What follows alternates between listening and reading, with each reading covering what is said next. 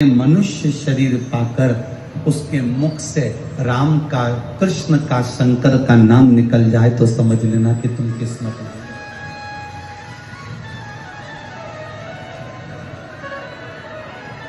भाग्यशाली इसी को कहते हैं जो शिव नाम में डूबा है, जो शंकर की भक्ति में डूबा है।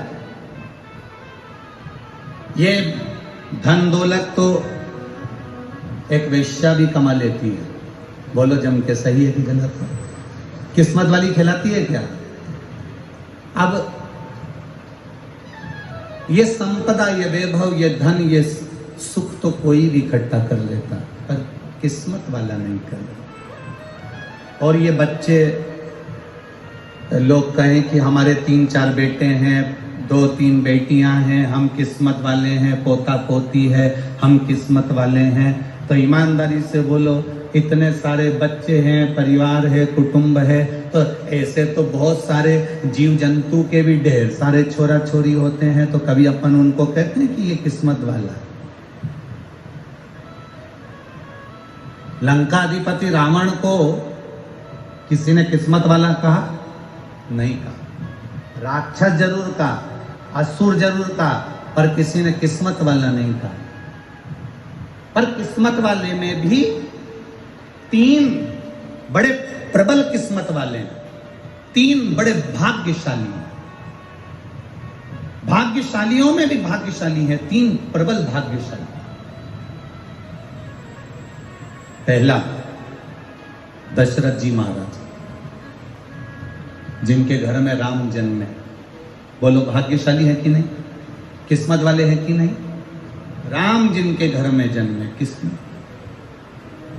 दूसरे नंबर पर भीष्म पितामह,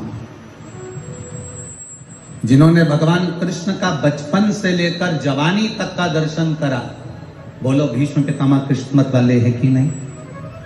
बचपन से लेकर जवानी तक भगवान कृष्ण का दर्शन कर रहे हैं, वो भीष्म पितामह भी किस्मत वाले हैं। और तीसरे नंबर पर है गिद्धराज जटायु, जो अपने प्राणों को त्यागा तो राम जी की गोद में त्यागा। किस्मत वाला है कि नहीं? बोलो बोलो, जम के बोलो, है ना? अब दशरथ जी के घर में राम जन्मे, किस्मत वाले हैं। भीष्म पितामह ने भगवान कृष्ण का दर्शन किया, किस्मत वाले हैं। गिद्धराज जटायु की गोद में, राम जी की गोद में गिद्धराज जटायु अपने प्राणों को त्यागा, किस्मत वाला है कि नहीं? पर अगर इन तीनों को भी देखा जाए कि इन तीनों में भी प्रबल किस्मत वाला कौन सा है, बहुत भाग्यशाली कौन सा है, प्रबल किस्मत लेकर कौन पैदा हुआ, तो बताओ कौन पैदा हुआ? गिद्धराज जटायु। दशरथ जी के घर में राम जन्मे, पर दशरथ जी के जब प्राण छूटे तब राम सामने नहीं थे। भीष्म पितामह ने भगवान कृष्ण का दर्शन किया, पर भीष्म पितामह के प्राण छूटे तब कृष्ण सामने नहीं थे। और गिद्धराज जटायु, जिसने जीवन भर मांस खाया, पर जब प्राणों को त्यागा तो राम जी की गोद को पाया। ये प्रबल किस्मत है, ये भाग्य है उसका। गिद्धराज जटायु की कथा कहती है, बचपन गया जाने दो, जवानी गई जाने दो, अधेड़ी गई जाने दो, पर बुढ़ापा बिगड़ने मत। अरे बचपन खेल में खोया, जवानी नींद भर सोया, बुढ़ापा देख कर रोया, सिराने मौत हंसती है। गया बचपन, जाने दो। जवानी गई, जाने दो। अधेड़ी गई, जाने दो, पर बुढ़ापा मत बिगड़ने दो। दशरथ जी के घर में राम जन्मे, पर दशरथ जी से ज्यादा किस्मत वाले भीष्म पितामह ने भगवान कृष्ण का दर्शन किया, पर उनसे भी ज्यादा किस्मत वाले गिद्धराज जटायु हैं, जिन्होंने राम जी की गोद में अपने प्राणों को त्याग दिया। किस्मत इसी को कहते हैं, जब अंत समय आवे तो मेरा राम, मेरा शंकर, मेरा कृष्ण तुम्हारे सामने खड़ा हो। बस यही जीवन का एक सुख। और अंत समय प्रभु आप लोगों को आता है ना? जरा जम के बोलो जरा। अंत समय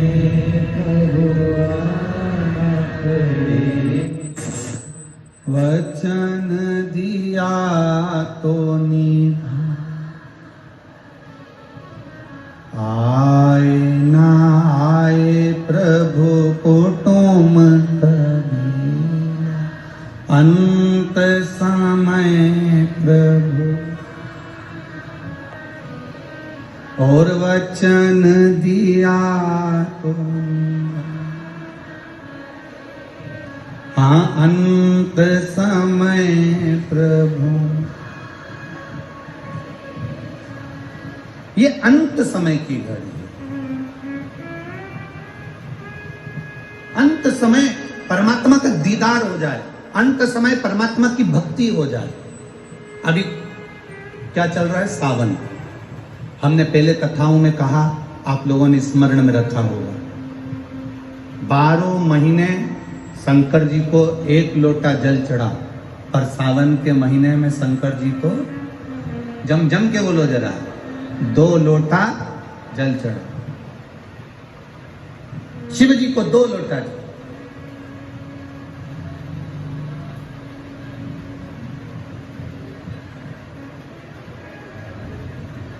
बारह महीने 1 लोटा जल चढ़ाइए, संपूर्ण 12 महीना 1 लोटा जल चढ़ा।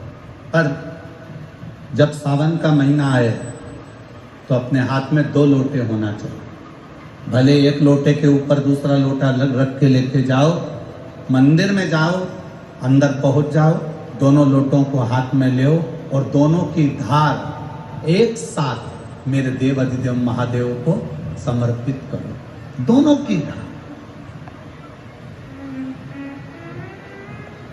अब ध्यान देना थोड़ा सा, इस पुष्कर की ब्रह्मा शिव महापुराण की कथा का स्मरण करिएगा, थोड़ा सा ध्यान दीजिए। जैसे ये शिवलिंग है, ये जलाधारी है, ये यहां से जल नीचे जा रहा है। जलाधारी का जो मुख होता है वो उत्तर की ओर हो जाता है, ठीक है? समझिएगा जरा। अब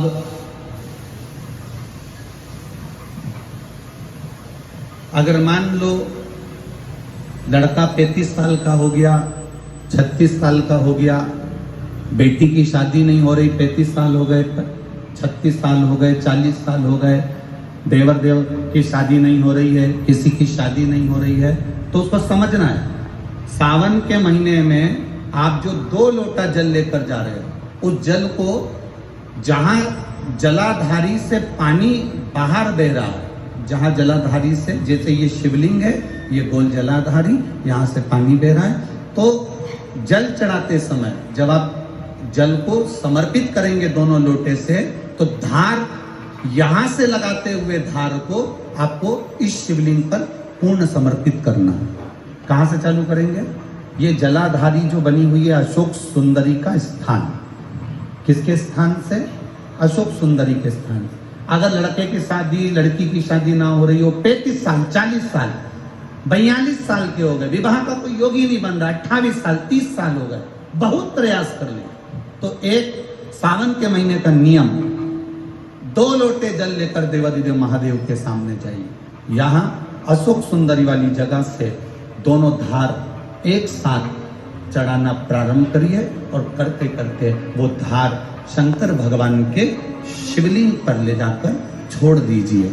ये सावन के महीने के अगर आपने मात्र 7 दिन भी लगातार अगर ये धार आपने चढ़ा ली है, तो देवाधिदेव महादेव की कृपा से 3-4 महीने में सूचना आपको प्राप्त हो ही जाती है। जल की महत्व, बोल बम का नारा है,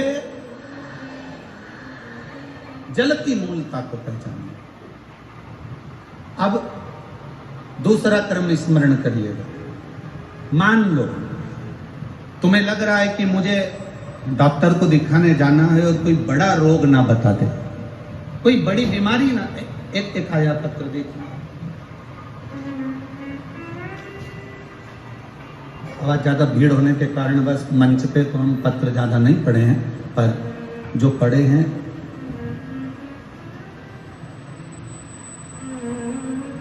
मेरा नाम ममता टिंकर है, मेरे पति का नाम शिवशंकर टिंकर है।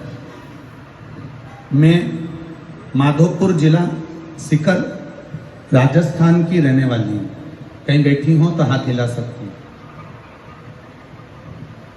अगर कहीं बैठी हो, मेरा नाम ममता टिंकर है, मेरे पति का नाम शिवशंकर टिंकर है। मैं श्री माधोपुर जिला सीकर राजस्थान की रहने वाली हूँ। कहीं बैठी हो तो अपने दोनों हाथ इस तरह से हिला सकती हूँ। अगर कहीं बैठी हो, कहीं बैठी हो तो अपने हाथ हिला सकती हूँ। मैं माधोपुर जिला सीकर राजस्थान की रहने वाली हूँ। भोले बाबा की कृपा का मैं क्या वर्णन करूं गुरुदेव। मेरा बेटा 3 साल से सरकारी नौकरी की तैयारी कर रहा था, पर कहीं पर भी उसका नंबर नहीं लगता था। लोगों ने ताने भी देना चालू कर दिए कि इसकी सरकारी नौकरी नहीं लगेगी, क्या फायदा बार बार एग्जाम देने से। लोग ताने देते थे गुरुदेव। एक दिन टीवी पर आपकी कथा आ रही थी शिव महापुराण की।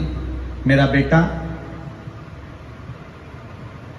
घर में कथा को सुनकर शिवलिंग लेकर आ गया और नियम से उसने शंकर भगवान की पूजा करना चालू कर। श्रावण के महीने में आपने जो 2 लोटे जल का प्रमाण पहले कहा था वो उसने किया, और गुरुदेव उसका फल मेरे बेटे को मिला। मात्र 6 महीने निकले और मेरे बेटे की रेलवे में सरकारी नौकरी लग गई। अभी वो बेटा महाराष्ट्र में ड्यूटी कर रहा है, पुणे में वो रेल विभाग में नौकरी कर रहा है। मैं बाबा को यहाँ प्रणाम करने आई हूँ। ये शिव तत्व, आपकी भक्ति, आपका विश्वास